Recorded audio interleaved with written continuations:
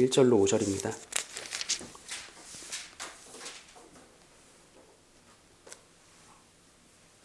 요한복음 5장 1절로 5절. 제가 읽겠습니다. 그 후에 유대인의 명절이 되어 예수께서 예루살렘에 올라가시니라. 예루살렘에 있는 양문 곁에 히브리 말로 베데스다라 하는 못이 있는데 거기 행각 5이 있고 그 안에 많은 병자, 맹인, 다리 저는 사람, 혈기 마른 사람들이 누워 물의 움직임을 기다리니 이는 천사가 가끔 못에 내려와 물을 움직이게 하는데 움직인 후에 먼저 들어가는 자는 어떤 병에 걸렸든지 낫게 되밀어라. 거기 38해 된 병자가 있더라. 아멘. 네, 오늘 우리 이렇게 인사할게요. 단순한 믿음, 선명한 믿음으로 살아갑시다. 단순한 믿음, 선명한 믿음으로 살아갑시다. 네, 한 번 더 인사합니다. 주님의 절대적인 선함과 사랑을 의지합시다. 주님의 절대적인 선함과 사랑을 의지합시다. 네, 이렇게 살아갈 수 있는 복된 여러분들 되셨으면 좋겠습니다.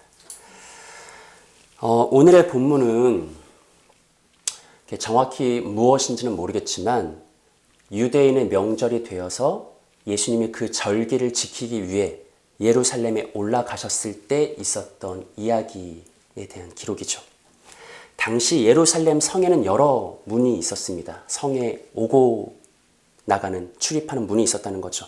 우리식으로 하면 남대문이 있고 동대문이 있는 것처럼 예루살렘 성에도 여러 문이 있었는데 오늘 본문은 그 중에 양의 문, 양문 곁에 있는 베데스다라는 연못에서 사건이 일어납니다.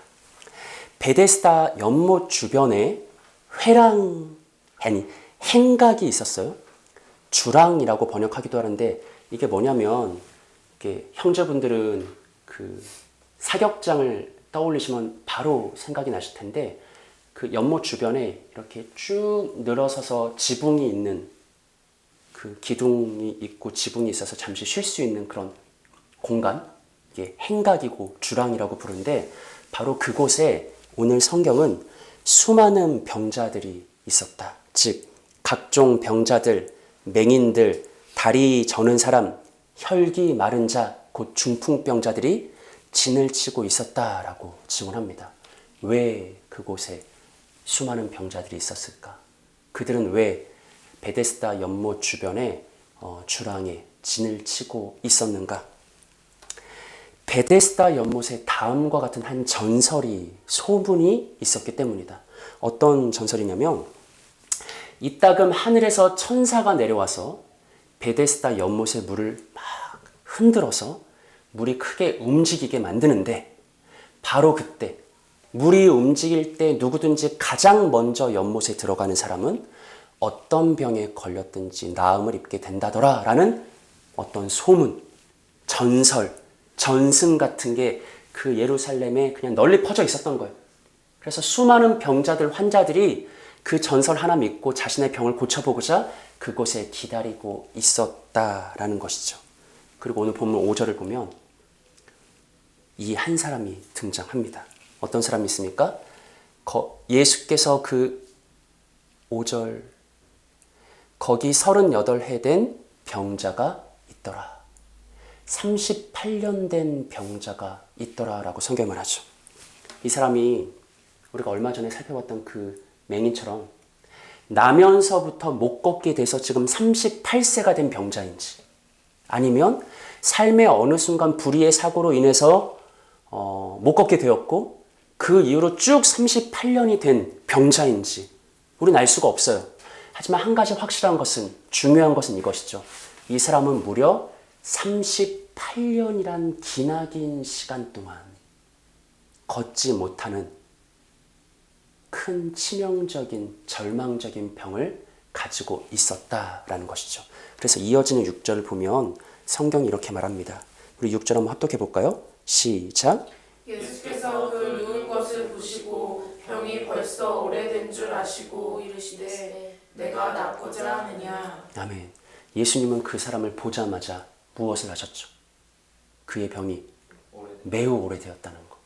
날 때부터 그런 건지 아니면 삶의 어느 순간 그런 건지 모르겠어요. 하지만 이 사람이 38년 동안 이 질병으로 인해 아파했다는 것, 고통스러워했다는 것, 절망했다는 것을 예수님은 잘 알고 계셨습니다. 추측해 보건대 혹은 상상해 보건대 어쩌면 이 사람은 그 38년이라는 시간 동안 어떻게 해서든 자기의 병을 고쳐보려고, 그래서 정상적인 건강한 삶을 회복하려고 온갖 수고와 노력을 기울였을지도 모릅니다. 제가 왜 이렇게 생각하냐면 마가복음 5장 25절과 26절에 혈루증을 앓았던 한 여인에 대한 기사가 있는데 우리 한번 천천히 읽어볼까요? 합독합니다. 시작. 12회를 혈루증을 알아온 한 여자가 있어 많은 의사에게 많은 괴로움을 받았고 가진 것도 다 허비하였으되 아무 효험이 없고 도리어 더 중하여졌던 자에. 아멘. 공관복음, 마태, 마가, 누가의 공관복음은 모두 공통적으로 이 혈루증 여인에 대한 기사를 기록하고 있어요. 근데 이 여인을 성경이 뭐라고 표현하냐면 12회를 혈루증으로 알아왔는데 이게 아마 그 여인에게 나타난 유출증의 하나인 것으로 보이는데 많은 의사에게 많은 괴로움을 받았다. 그러니까 이 여자가 12년 동안 어떻게든 그걸 고쳐보려고 수많은 의원들, 의사들, 병원들을 다 돌아다녔는데 그곳에서 이번에 이거 검사해야 된다, 이거 검사해야 된다, 이거 한번 치료해보자 이렇게 온갖 것을 다 했는데 괴로움만 당하고 뭐가 없었다? 아무 효험이 없었다. 날이 갈수록 도리어 그 병이 중하여졌다. 더 악화되었다. 그리고 그 두 번째 줄에 얘기했잖아요. 가진 것도 다 허비했다. 그러니까 이 12해 동안 혈루증을 알아온 여인은 그래도 자기 병 고쳐보겠다고 수많은 사람들을, 용하다는 사람들을 다 찾아다녀 본 거예요. 이것저것 안 해본 게 없는 거예요. 온갖 수고와 노력을 다 기울였던 거죠. 그리고 결국 남은 것은 병은 못 고치고 병은 더 중해지고 자기의 모든 재산. 여러분, 질병이 오래되면 재산만 탕진하는 게 아니라 가족 관계도 파괴되죠. 맞죠? 그러니까 그 모든 것을 다 허비하고 소모하고 그의 삶이 황폐해졌던 것을 공관복음이 일괄되게 기록하고 있는데 만약 이와 비슷한 상황이라면 오늘 본문에 등장하는 이 38년 된 병자는 얼마나 더 심하겠어요? 40년에 가까운 시간 동안 이 사람은 얼마나 많은 노력을 했을 것이며 얼마나 많은 좌절을 겪었을 것이며 그동안 그의 모든 재산은 탕진했을 것이 분명하고 어쩌면 그의 가족관계까지 완전히 파괴되어 아무것도 남지 않은 그런 고독한 상황 가운데 있지 않을까. 모든 것을 소진하고 모든 것을 소모하고 모든 것을 허비해서 절망 가운데 남아있지 않을까. 그래서 이 사람이 지금 최후의 어떤 기대와 소망으로 뭘 붙들려고 하는 거죠? 베데스다 연못의 기적 이야기. 여러분, 이 베데스다 연못의 전설은 말 그대로 그냥 전설인 것 같아요. 사실 확인된 게 아니에요. 어쩌면 아주 오래전에 한 사람이 우연히 그 연못의 물이 움직일 때 이게 어떤 학자들은 이걸 어떻게 해석하냐면 간헐천이었을 거다라고 해석을 해요. 간헐천은 온천의 일종인데 주기적으로 어떤 저 뭐 해외여행 안 가봐서 모르겠지만 어떤 시간이 정해놓고 온천이 솟아나오는 그런 것들이 있다고 하더라고요.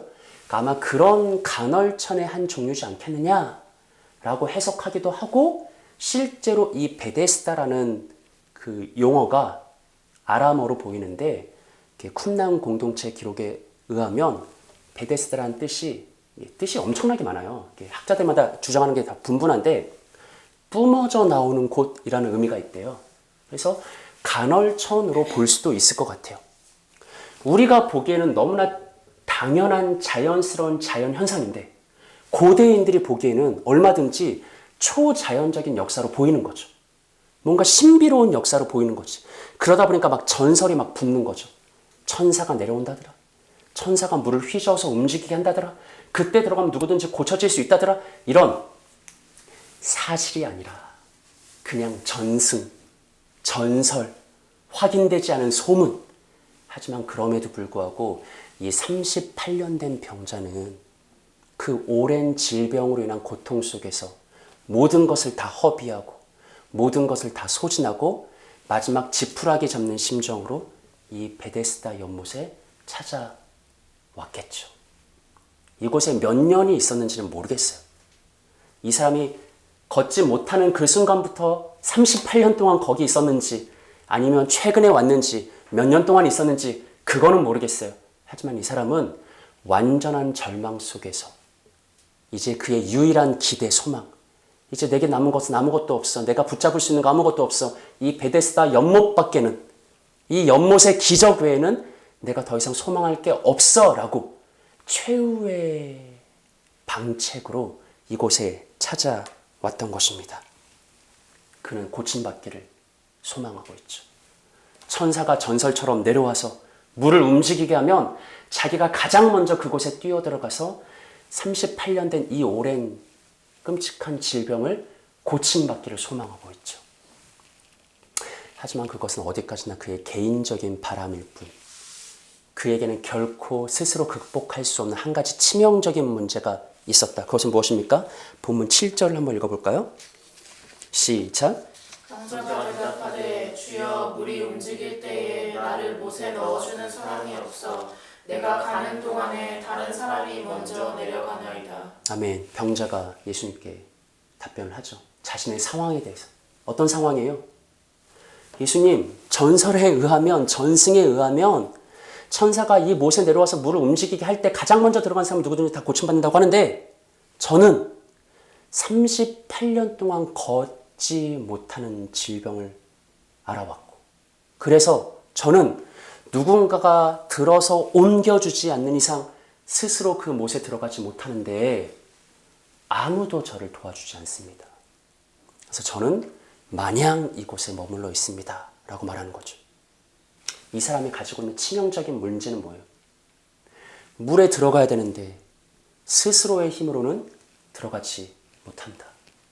다른 누구의 도움을 받아야 되는데 과연 그 베데스다 연못 주변에 자신의 병을 고쳐보겠다고 모인 수많은 사람 중에 이 사람을 긍휼히 여겨서 이 사람을 아끼고 사랑하는 마음으로 자기보다 먼저 이 사람을 못에 넣어줄 그런 희생적인 사람, 헌신적인 사람이 있겠느냐.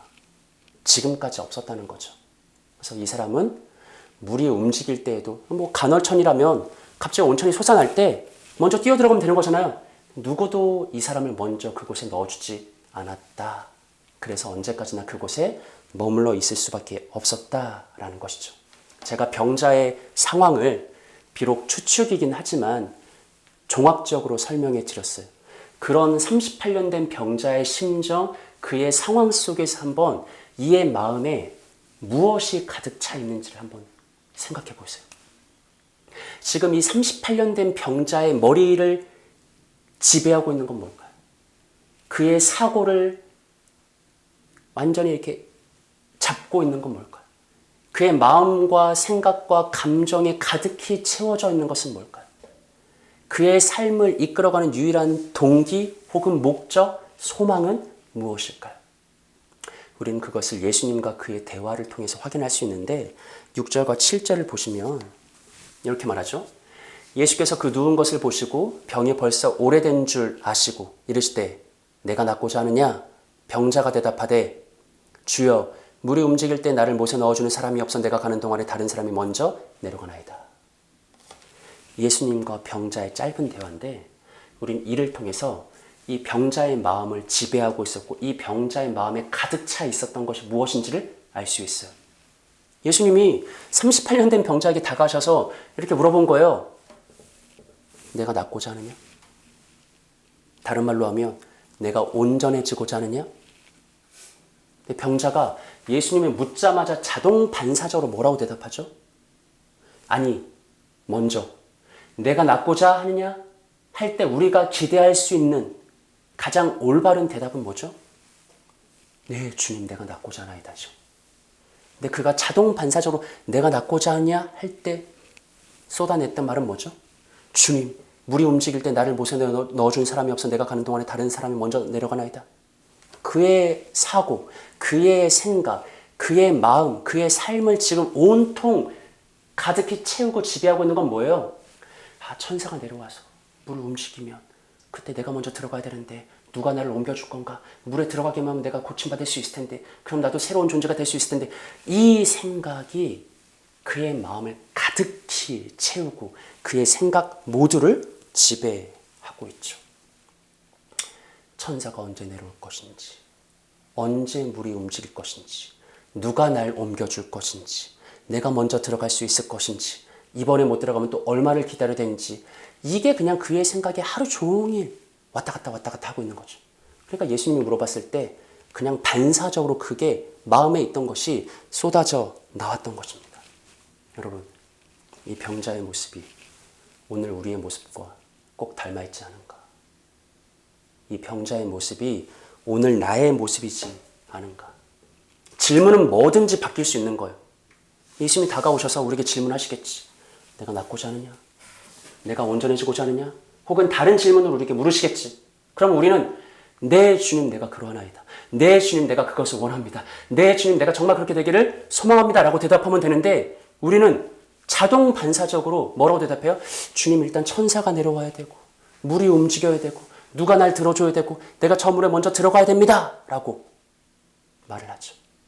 우리는 주님과의 대화에 주님의 질문에 그리고 주님께 드리는 대답 속에 자꾸 무의식적으로 나의 생각과 나의 가치와 나의 판단을 집어넣어요. 억지로 그걸 끼워 넣어요. 만약에 예수님께서 지금 내게 다가오셔서 이렇게 질문하신다면 제게 너는 부름받은 목사로서 또 특별히 세움교회를 섬기는 목사로서 온전해지길 원하냐? 라고 말하면 우리가 아까 인사했죠. 단순한 믿음으로 살아갑시다. 선명한 믿음으로 살아갑시다.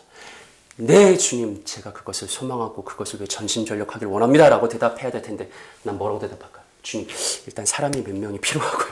교회를 등록하려면 15명이 필요하고 지금 예배 쳐서 옮기고 있는데 후원자가 몇 명 더 확보돼야 되고 뭐가 돼야 되고 뭐가 되고 이렇게 대답하지 않을까요? 이렇게 대답하지 않을까? 우리는 이미 우리가 내 앞에 놓인 문제가 어떻게 해야 해결돼야 되는지, 어떻게 해야 해결될 수 있는지, 어떻게 해야 이 난관을 극복할 수 있는지 내 머리에 이미 계획이 다 짜져 있고 그에 대한 방책과 해결책도 내 마음에 가득 차 있고 우리는 내가 그 문제를 풀 수 없다는 것에 절망하면서도 내 마음은 늘 이렇게 해야 고쳐지는데 이렇게 해야 이길 수 있는데 이렇게 해야 해결할 수 있는데 이게 우리의 마음을 지배하고 있죠. 예수님이 다가오셔서 내가 낫고자 하느냐? 라고 물어보면 그 마음에 있던 게 갑자기 쏟아져 나오는 거예요. 천사가 내려와야 돼요. 물이 움직여야 돼요. 누가 날 옮겨줘야 돼요. 내가 먼저 들어가야 돼요. 그래야 내 삶이 바뀔 수 있어요. 그래야 내가 회복될 수 있어요. 라고 우리는 예수님께 대답을 한다고요. 38년 된 병자와 우리가 다른 모습일까? 여러분 제가 오늘 말씀에 근거해서 우리의 신앙의 여러 모습이 있겠지만 기도를 재점검해 보기를 권면하고 싶었어요. 조목조목 기도하지 말라는 거 아닙니다. 굉장히 구체적으로 이거 다 기도하지 말라는 게 아니에요. 다만 제가 우리의 기도 습관, 기도 생활에 권면하고 도전하고 싶었던 건 뭐냐면 하나님과 만나는 하나님과 그 대화의 시간에 우리는 그 하나님과 나와의 대화, 기도 시간에 자꾸 나 스스로의 해결책, 나 스스로의 계획, 나 스스로의 판단, 혹은 세상의 가치, 세상의 해결법, 어떤 그런 것들을 자꾸 하나님과 나의 기도 사이에 억지로 끼워 넣는 것은 아닌가? 너무 그걸 자연스럽게 행하고 있는 것은 아닌가? 기도 시작하면 이 38년 된 병자가 예수님께 말했던 것처럼 내가 생각해왔던 예수님 이것만 해주시면 이 문제 해결하거든요. 이게 채워지면 이거 잘할 수 있거든요. 이런 것들을 막 쏟아내는 것에 급급한 그런 기도 생활을 우리가 하지는 않는가. 바로 이것을 오늘 본문을 확인하면서 우리가 점검해 보기를 소망했습니다. 사랑하는 여러분, 구체적으로 기도하지 말라는 게 아니라 더 본질적으로 제가 권면하고 싶었던 것은 먼저는 단순한 믿음을 가지자는 것. 하나님 앞에. 먼저는 선명한 믿음을 가지자는 것. 하나님께서 우리에게 어떤 질문을 하시고 어떻게 다가오실 때 자꾸 나 자신의 생각, 나 자신의 가치, 세상에 어떠한 것으로서 그것을 장황하게 중언부언하는 것이 아니라 하나님 앞에 아주 단순하고 선명하게 나아갈 수 있는, 이것은 정말 하나님을 향한 온전한 신뢰에서만 비롯되는 것이거든요. 이 38년 된 병자가 예수님을 알지 못해서 그래요. 자신의 눈앞에 있는 자가 누군지 몰라서 그래요. 정말로 예수님이 누군지 알았다면 이 사람은 아주 간단하게 단순하게 선명한 대답을 했겠죠. 하지만 예수가 누군지를 알지 못하기에 이 사람은 자기 생각, 자기 가치관, 자기만의 해결책을 잔뜩 쏟아내고 있는 것입니다. 우리의 기도 생활은 어떻습니까? 우리는 정말로 하나님을 온전히 신뢰하고 있는가? 정말로 예수님을 알고 있는가? 그것이 우리의 기도 생활에 잘 나타나고 있는가? 이러한 것을 오늘 말씀을 통해서 한번 확인해 보시고 점검해 보시고 우리가 인사를 나눴던 것처럼 단순하고 선명한 믿음으로 기도에 충실한 용사들이 되시고 또 여러분의 신자의 삶의 모든 순간에도 단순하고 선명한 믿음으로 살아갈 수 있는 은혜가 있기를 예수님의 이름으로 축복합니다. 마지막으로 한 가지만 더 본문에서 생각해 보고자 하는 것이 있는데, 오늘 본문에 등장하는 이 38년 된 병자, 과연 예수님으로부터 이런 치유의 기적을 받을 만한 어떤 그럴듯한 합당한 조건을 갖추고 있었을까요? 저는 그것을 오늘 물어보고 싶습니다. 오해하지 말 것은, 제가 지금 예수님이 우리를 구원하실 때, 예수님이 우리를 치유하고 회복하실 때 우리에게 어떤 합당한 근거가 있어야 된다, 어떤 그럴듯한 조건이 있어야 된다, 이런 말을 하려는 게 아닙니다. 예수님은 오직 그의 전적인 은혜로 우리의 어떤 조건과는 상관없이 우리를 구원하시죠. 그걸 제가 부정하려는 것이 아니라 제가 말하려는 건 뭐냐면, 그럼에도 불구하고 복음서 내에는 예수님이 그의 전적인 주권과 은혜와 사랑으로 우리를 구원하신 것은 맞지만 복음서 내에는 어떤 일관적인 흐름이 있어요. 예수님은 그의 은혜로 우리를 구원하시면서도 꼭 우리에게서 무엇 한 가지를 확인하십니다. 마치 그것이 있어야만 우리가 구원받는 것처럼, 실제로 그것도 맞지만 그것을 확인하시죠. 무엇이냐면 앞선 우리 혈루증 여인의 이야기 뒷부분을 마저 더 볼까요? 마가복음 5장 27, 28 그리고 34절 말씀을 우리 천천히 한번 합독해 봅니다. 시작. 예수의 소문을 듣고 무리 가운데 뛰어 뒤로 와서 그의 옷에 손을 대니 이는 내가 그의 옷에만 손을 대어도 구원을 받으리라 생각함일러라. 예수께서 이르시되 따라 내 믿음이 너를 구원하였으니 평안히 가라. 내 병에서 놓여 건강할지어다. 아멘. 여러분, 이게 사실 복음서에서 나타나는 일반적인 패턴이에요. 보편적인 흐름이에요. 아까 우리가 생각해봤죠. 이 12회 혈루증을 앓았던 여인. 자기 병 고치려고 수많은 의원을 찾아다녔어. 수많은 치료 방법을 다 써봤어. 하지만 아무 효험이 없고 병은 더 중해지고 자신의 모든 것을 탕진하고 소진하고 손에 텅 비고 남은 것이 없어요. 깊은 절망 속에 있었죠. 이 여인이 어느 날 예수님을 바라봤어요. 예수님의 소문을 들었겠죠. 그리고 마침 예수님이 지나가는 장면을 목격했죠. 성경을 보면 27절을 보시면 예수의 소문을 듣고 무리 가운데 끼어 뒤로 와서 그의 옷에 손을 대니, 이 12회 동안 혈루증을 앓았던 여인이 예수님에 대한 소문을 듣고 뒤로 와서 예수님의 옷가를 만졌다고요. 단순히 만진 것이 아니라 성경이 중요하게 증언하는 것은 뭐예요? 28절이죠.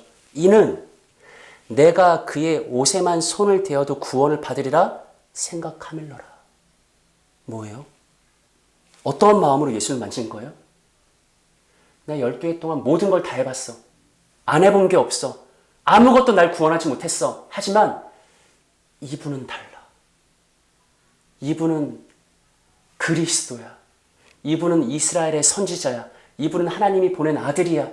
이분만은 나를 구원할 수 있을 거야 라는 생각.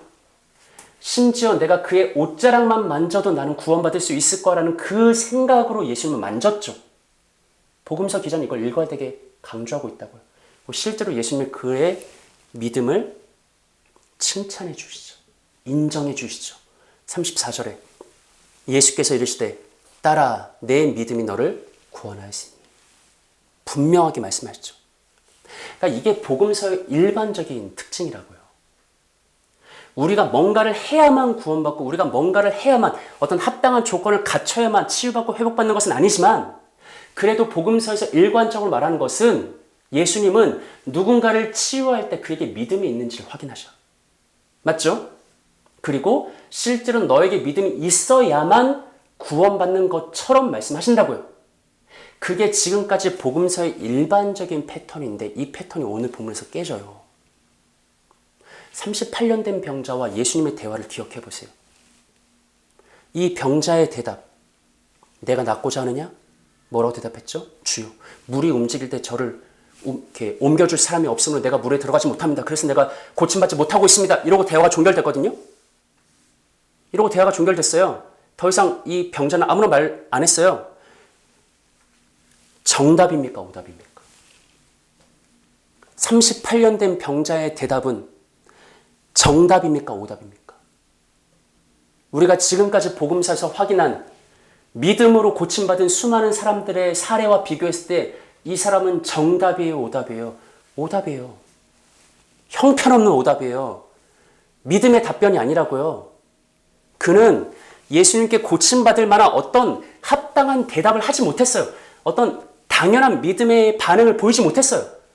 오늘 본문에서 우리가 또 한 가지 이 성경의 진리가 얼마나 풍요하고 부유한지, 구원과 치유의 회복의 능력이 얼마나 깊고도 넓은 것인지, 오늘 성경을 통해서 우리가 확인하는 놀라운 사실은 이 사람은 오답을 제시했는데 믿음으로 반응하지 않았는데 예수님은 그냥 이 사람을 고쳐준다는 거예요. 그에게서 믿음을 발견해서 치유받을 만한 믿음을 보셔서 고쳐준 게 아니라고요.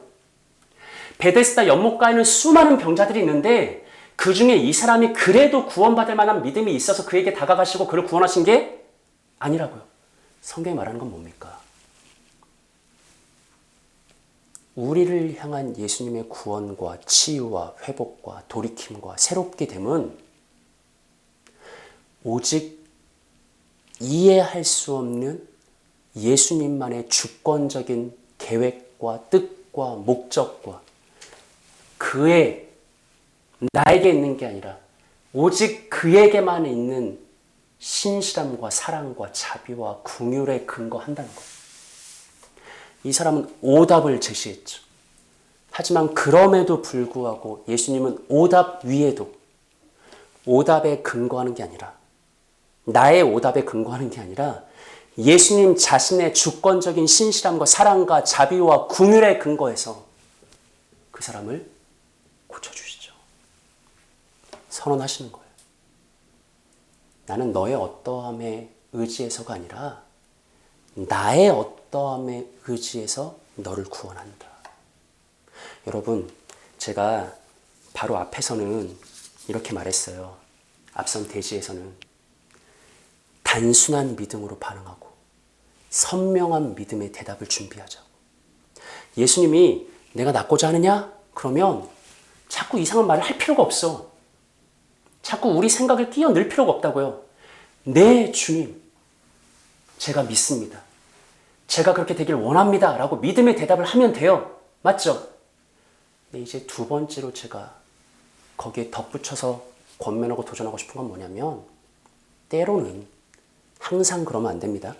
하지만 때로는 신자임에도 불구하고 부름받은 성도임에도 불구하고 성령 안에서 살아가는 자임에도 불구하고 우리는 오답을 제시한다고요. 오답을 제시한다고. 단순한 믿음, 선명한 믿음으로 반응하면 되는데 우리는 기어코 내 생각을 끼워넣고 내 판단을 끼워넣고 세상의 가치와 세계관을 끼어들어서 예수님께 자꾸 오답을 말한다고. 예수님이 원하시는 믿음의 대답을 하지 않는다고요. 그런데 오늘 성경이 또 한 가지 말하는 것은 심지어 내가 믿음의 대답이 아닌 오답을 남발하고 있는 그 순간에도 예수님은 내 오답 위에 서서가 아니라 자신의 사랑 위에 서서, 자신의 신실함 위에 서서, 자신의 주권적인 목적에 서서 우리를 부르시고 내가 낫고자 하느냐 물으시며 치유하시고 회복시켜 주시고 마침내 구원해 주신다는 사실이죠. 이게 38년 된 병자에게만 해당되는 일일까? 아니면 오늘을 살아가는 우리에게도 여전히 동일한 성경의 도전일까? 오늘 본문 17절을 보시면 예수님이 이렇게 선언하십니다. 유대인들에게. 이것은 예수님이 유대인들에게 38년 된 병자를 고친 일에 대해서 자신이 스스로 설명하시는 거예요. 뭐라고 말씀하시냐면 예수께서 그들에게 이르시되 내 아버지께서 이제까지 일하시니 나도 일한다. 무슨 말이냐면 내가 이 38년 된 병자 고친 거 그래 솔직히 얘는 오답을 제시했어. 얘 믿음으로 반응하지 않았어. 그래도 나는 얘를 고쳤어. 그게 어떤 의미인지 설명해 줄까? 내 아버지께서 이제까지 일하심에 나도 일한다. 태초에 흑암 가운데 빛을 내시고 온 우주 만물을 창조하시고 온 세계가 지금 이 순간까지 단 한순간도 오작동하지 아니하고 오차와 실패하지 아니하고 안전하게 온 우주 만물이 운행되게 하신 아버지, 태초부터 지금까지 신실하게 일하신 아버지처럼 나도 일한다. 그 예전에 예수님이 이 땅에 오셔서 38년 된 병자, 그에게는 비록 믿음도 없고 예수님에 대한 암도 없고 신뢰도 없고 지식도 없지만 그럼에도 불구하고 그 사람의 연약함 위에가 아니라 예수님 자신의 주권적인 사랑과 신실함과 자비와 긍휼에 근거해서 그 사람에게 조건이 없어도 그를 고치고 그를 회복시킨 것처럼 이제까지 일한다. 태초부터 아버지가 일하심에 지금까지 나도 세상 끝날까지 동일하게 일한다. 38년 된 병자에게만 이런 특별한 구원을 베푸시는 게 아니라 예수님은 오늘을 살아가는 우리들에게도 예수님이 다시 오실 마지막 그 끝날까지도 이 이해할 수 없는 구원의 주권적인 역사를 계속해 나가실 겁니다. 그러니 우리에게 소망이 있는 거예요. 제가 다시 한번 말하지만 날마다 오답을 제시해서는 안 됩니다, 여러분. 그건 참된 신자의 자세가 아니에요. 하지만 때로는 우리가 연약해져서, 때로는 완악해져서, 때로는 마음이 너무 혼란스러워서 하나님의 물음 앞에 내가 오답으로 반응할 때가 있는데 심지어 하나님은 그 순간에도 우리를 자신의 주권적인 사랑으로 부르시고 고쳐주신다는 사실, 이것을 기억하시면서 오늘 말씀의 근거에서 두 가지를 꼭 확신하셨으면 좋겠습니다.